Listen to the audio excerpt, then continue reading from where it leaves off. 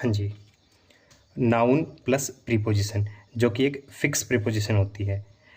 आपको ये तो पता ही होगा कि फिक्स प्रीपोजिशन एक पैटर्न को फॉलो करती है, एक पैटर्न को फॉलो करती है। वो पैटर्न क्या है कि कोई एक वर्ड, चाहे वो नाउन की फॉर्म में हो, चाहे वो वर्ब की फॉर्म में हो, चाहे वो एडजेक्टिव की फॉर्म में हो, मतलब तीनों ही फॉर्म में ये वर्ड जो है वो सेम प्रीपोजिशन लेता है।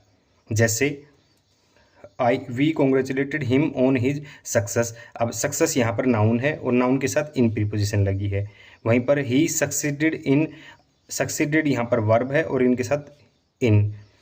We they were successful in, successful यहाँ पर एक एडजेक्टिव है और इनके साथ इन, मतलब सक्सेस की तीनों ही फॉर्म में इनके साथ इन जो है प्रीपोजिशन वो लगी हुई है।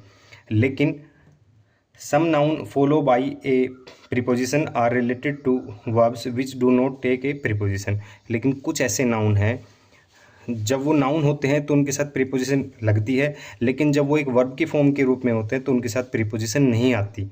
ऐसा क्यों? The member had a discussion about, अब डिस्कशन यहाँ पर नाउन है, इसके साथ अबाउट जो है प्रीपोजिशन लगी हुई है। वी डिस्कस्ड यहाँ पर वर्ब है लेकिन इसके साथ कोई प्रीपोजिशन नहीं है। We are seeing an interested demand for, यहाँ पर नाउन है और इसके साथ प्रीपोजिशन लगी हुई है। आई डिमांडेड एन, यहाँ पर डिमांडेड जो है वर्ब है लेकिन इसके साथ कोई प्रीपोजिशन नहीं लगी हुई। ऐसा कब होता है? ऐसा जब होता है जिन सेंटेंस में एक ऑब्जेक्ट होता है और जो ये वर्ब हैं ये सारी ट्रांजिटिव वर्ब होती हैं, तो ट्रांजिटिव वर्ब को अपने मीनिंग को कन्वे करने के लिए ऑब्जेक्ट चाहिए होता है।